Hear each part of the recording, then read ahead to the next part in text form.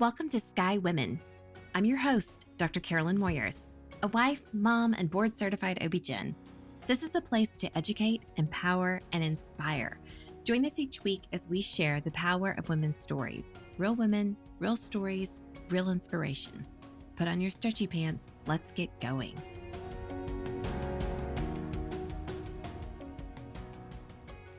Welcome, Sky community, to another episode of Sky Women. We are lucky to have with us a returning guest, Dr. Anjanette Tan of Diabetes and Thyroid Center of Fort Worth. Welcome, this endocrinology expert. Thanks for having me again. So as I said, there's no end to hormone topics and endocrine topics in women's health. Absolutely. And so when it comes to pregnancy, whether it's diabetic management or thyroid management, this is an area that oftentimes, especially if patients are a type 1 diabetic on an insulin pump, these are the patients who are ideally managed not only by their OB-GYN, they have a maternal fetal medicine specialist who's handling their high-risk pregnancy, and then we have endocrinology who's probably managing their pump. And we're all working together as a team to have a healthy pregnancy. Correct. Right. So the topic of diabetes and pregnancy, there is no substitute to not prenatal, pre-pregnancy care, I guess. It is, to me, even if it's a thyroid condition, diabetes, type 1 or 2, there's no substitute in terms of outcomes when a woman comes to you at the time that they're even just thinking about conceiving. And so, because, proper pre-pregnancy care is everything. You get to talk about which medications are safe, what are the goals during pregnancy. I always tell women that everything during pregnancy is stricter. Our goals are stricter. Thyroid numbers need to be a certain way. That is what I call, there's no negotiating there. So these are the guidelines. We have it very clear. It needs to be this level. Also, gestational diabetes or diabetes in pregnancy, same deal. Blood sugar parameters are much stricter. And so the sooner we can get towards closer or as close to it as possible, the better the outcomes would be. Agree. And thank you for that plug for them having a preconception counseling appointment. If you are considering getting pregnant in the next year, you should visit with your OB-GYN and go over your health risk factors, how we can optimize your health, what medications or supplements we may need to cut out or we may need to add. Those are really key visits. And so often, we're not seeing patients until they're 10, 12, 14 weeks pregnant sometimes. And you're like, oh, well, that could be really critical. And especially in your realm with hypothyroidism or hyperthyroidism, because hypothyroid in a fetus can be very significant, right? We can have adverse outcomes because that fetal thyroid doesn't start actually producing until somewhere around 12 weeks. Correct. Yeah. So especially in those with known Hashimoto's thyroid disease, that's always a conversation. So I always tell them, I will see you back in a year. But when so let's say we are deciding whether we need to start thyroid hormone or not in a young female patient. So typically my next question is, what are our pregnancy goals? What are your reproductive goals? If you are trying to become pregnant, then we may need to start sooner. Because again, I have a stricter number for you than just somebody who is not about to get pregnant. So that is one. And then I tell them, I'll see you back in a year. However, when you find out you are pregnant, after you tell your mother, I am the next one to call. I love it. They laugh and then they remember it. And so I get all kinds of calls. I'm pregnant. And so typically before they even see gynecology or your OB, because the OB will say, when is the first typical prenatal visit? Is it 10 weeks or? Somewhere around there, somewhere between 8 and 12 weeks typically. Mm-hmm. Yes. And so I go, oh, you're pregnant? Okay. So my response to that will be check blood. Mm-hmm. So they already know, oh, I've been to the lab and I'm pregnant. Do your thing. And so we start the visits. So during pregnancy, I adjust thyroid hormone levels in those who are hypothyroid. I see them every 4 to 6 weeks. So in diabetes, especially when out of control, and these are really intense ones, I almost sometimes end up seeing, to me, when you are uncontrolled diabetes and pregnant, it's an emergency to me. So you get seen maybe in 1 or 2 days. You see the dietitian in 1 or 2 days, and I almost have to see you every single week to get it down. Well, in OB world, it's an emergency for us as well. And so Yes. often we admit the patient for diabetic Mm-hmm. management, and the Mm-hmm. maternal fetal Awesome. specialist gets on board. And we really work to get it under control because of the significant risk to Yeah. pregnancy. And that is my goal during pregnancy in diabetics is not to be called by the OB and especially the maternal fetal medicine specialist. Because when they call, I go, oh my God, I've not done my job right. Well, this is actually so a full disclosure. This is how I found Dr. Tan because I Uh-oh. called the ER. We had a patient who was admitted and was poorly controlled diabetes, and we had gotten her titrated, but she had a pump. And the MFM was like, I'm not really comfortable managing her pump. Do we have an endocrinologist on staff? So I had to call the ER and say, who are our endocrinologists on staff? And Dr. Tan was kind enough to take my phone call. I know. I remember that lady.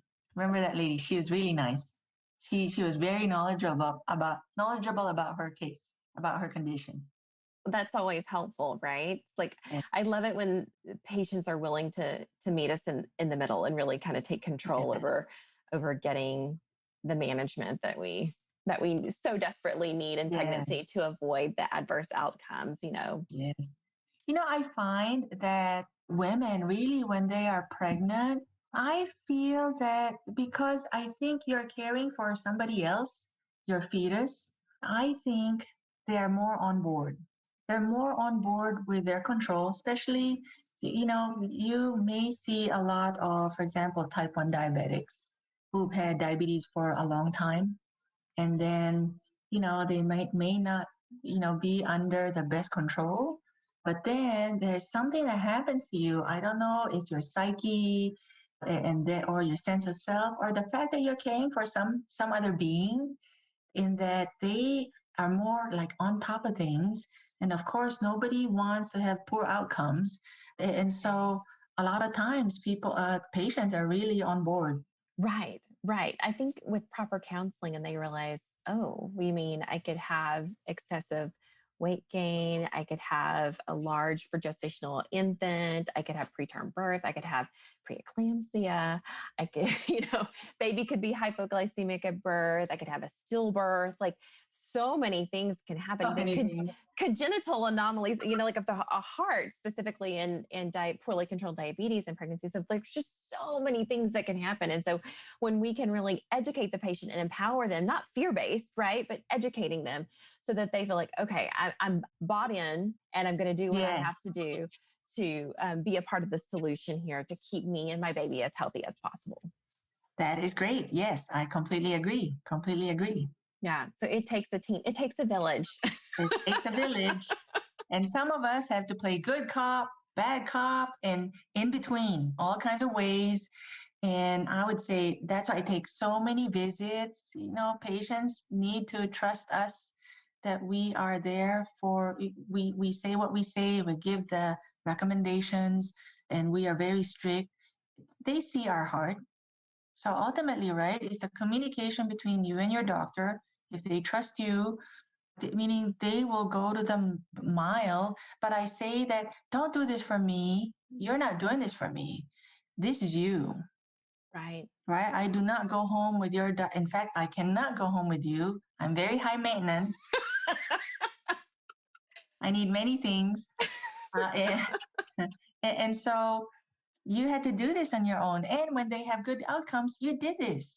Yeah. Right, right, right. It gives them back the ownership, right? And Yes, yes, right. And I do believe in that shared decision making between physician and patient. But it takes that buy in. And we know that it's hard work. Like none of us are trying to say, oh, it's simple. Like the answer may be simple, but that doesn't mean it's easy, right? Yes, you're so right. When I tell you your fasting blood sugars need to be between 70 to 90. Gosh, that's quite hard to achieve. Mm-hmm. The normal fasting glucose requirement is 80 to 120 for a normal non-pregnant diabetic, and for diabetes is 70 to 90. You'll find that it's quite hard, especially in those who have severe insulin resistance. Sometimes the insulin, I have sometimes been astounded at the degree of insulin sometimes that is needed to get blood sugars under control, Right. especially towards the end of pregnancy. Sometimes I've gone to settings and numbers and doses that I have not ever gone before. Wow. And do you find that patients want to please you? And so sometimes they feel guilty about their numbers being off and they don't really want to say what their numbers actually have been. Have you ever found that? Yes. It's like, I can help you best if you just tell me what the numbers I are. know. There's no judgment. Just tell me what is wrong and tell.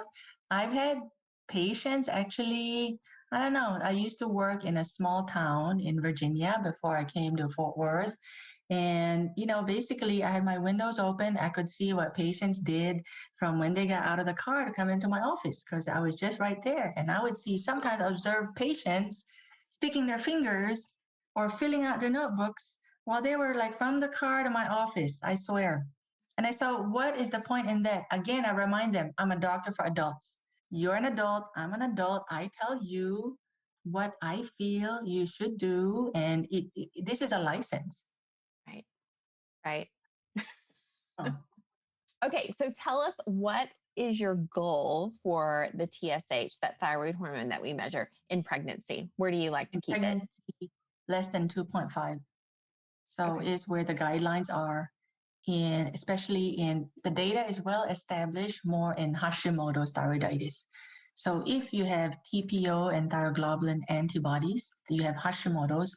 So there's no question you need your TSH below 2.5. Data not as well established when you do not have these antibodies, but almost they get lumped together. We just need it less than 2.5.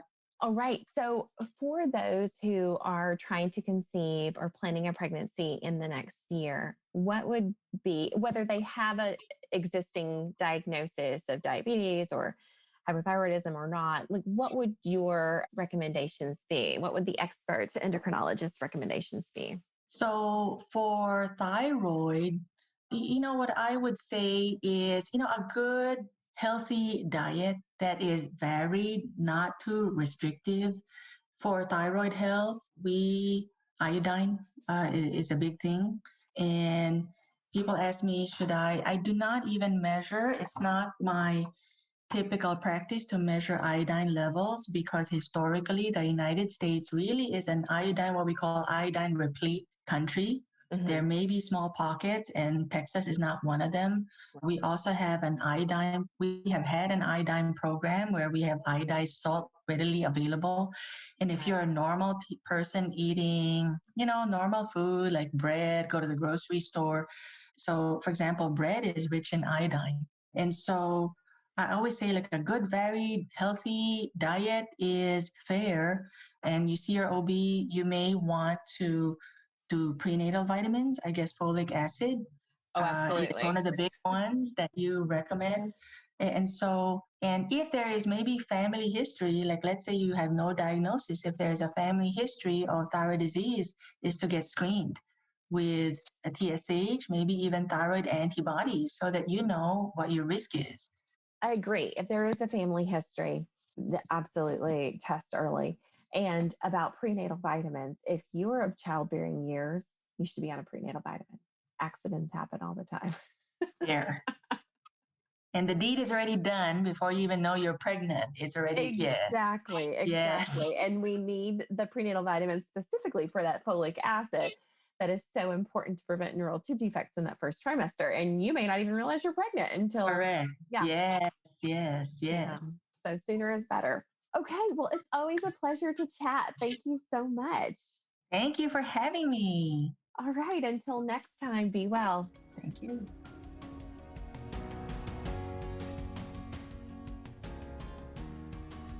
All right, Sky community, thank you for listening to another episode.